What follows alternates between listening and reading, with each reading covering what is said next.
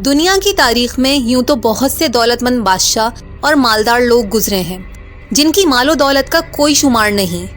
لیکن تاریخ انسانی میں ایک ایسا امیر ترین شخص بھی گزرا ہے جس کے خزانوں اور مال و دولت کا کوئی تصور بھی نہیں کر سکتا، جس کے خزانوں کی صرف چابیاں اٹھانے کے لیے انسانوں کی ایک بہت بڑی جماعت کی ضرورت ہوتی تھی۔ یہ شخص کون تھا اور اس کے پاس اتنی دولت کہاں سے آئی؟ بنی اسرائیل سے تعلق رکھنے والے اس شخص کا نام قارون تھا، اور کچھ روایات کے مطابق وہ حضرت موسیٰ کا رشتہ دار بھی تھا۔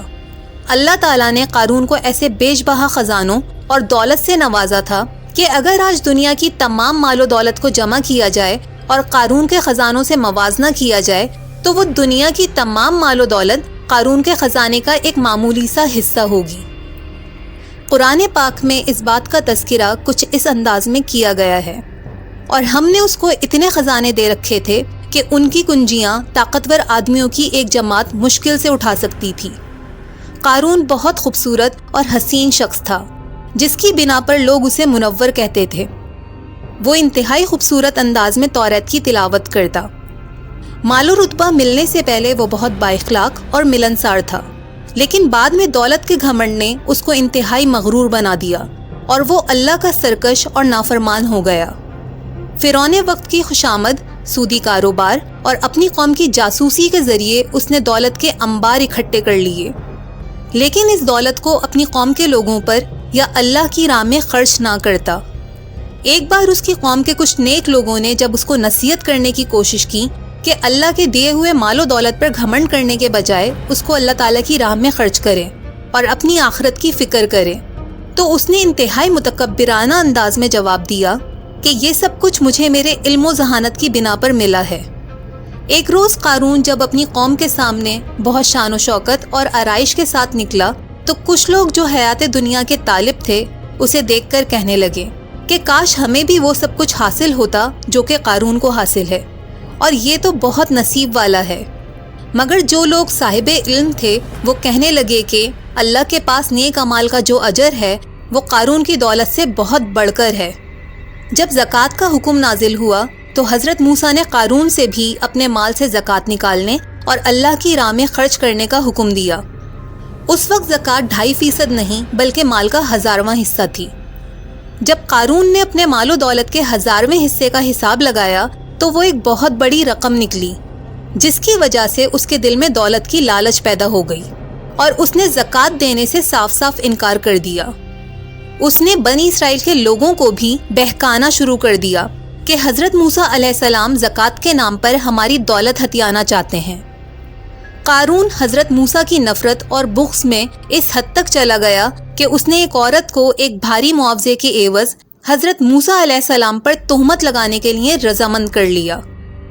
ایک روز ایک مجمع میں جب حضرت موسیٰ علیہ السلام اپنی قوم کے لوگوں کو واعظ و نصیحت فرما رہے تھے تو اس بھرے مجمع میں اس عورت نے حضرت موسیٰ علیہ السلام پر بدکاری کا شرمناک الزام لگایا۔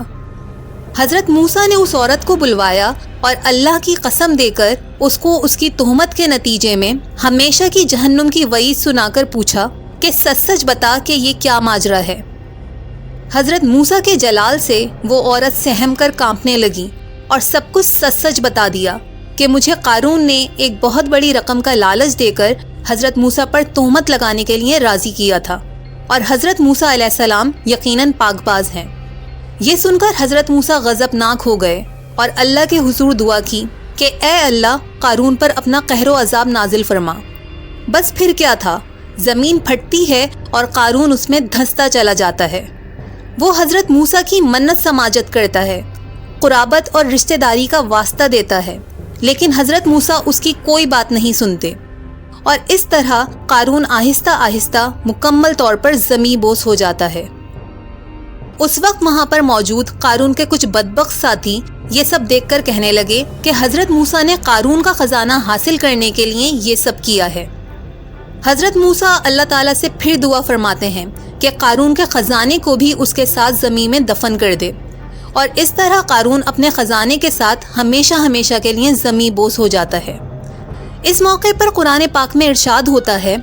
آخر کار ہم نے اسے اور اس کے گھر کو زمین میں دھسا دیا پھر کوئی اس کے حامیوں کا گروہ نہ تھا جو اللہ کے مقابلے میں اس کی مدد کو آتا، اور نہ وہ خود اپنی مدد آپ کر سکا۔ یہ تمام منظر دیکھ کر کل تک وہی لوگ جو قارون کے رتبے اور مال و دولت کی تمنا کر رہے تھے، آج اس بات پر شکر خدا کر رہے تھے کہ ہمارے پاس قارون جیسا خزانہ نہیں۔ اگر اللہ نے ہم پر احسان نہ کیا ہوتا تو ہمیں بھی زمین میں دھسا دیتا۔ قرآن پاک میں قارون کا ذکر نشان عبرت کے طور پر کیا گیا ہے۔ قارون کی شاہانہ زندگی لیکن عبرتناک موت کے ذریعے ایک بہت گہرا پیغام دیا گیا ہے کہ اللہ تعالیٰ کی دی ہوئی دولت بھی کسی آزمائش سے کم نہیں، اور دنیا میں آج بھی اگر کسی کو ایسا لگتا ہے کہ اس نے اپنی جائیداد، اپنا بزنس، مال و دولت یا بینک بیلنس اپنے علم و عقل کی بنیاد پر بنایا ہے تو وہ قارون کی سوچ پر عمل پیرا ہے۔ اللہ تعالیٰ ہمیں غرور و تکبر سے بچائے اور ایمان و سلامتی کی زندگی اور موت نصیب فرمائے، آمین۔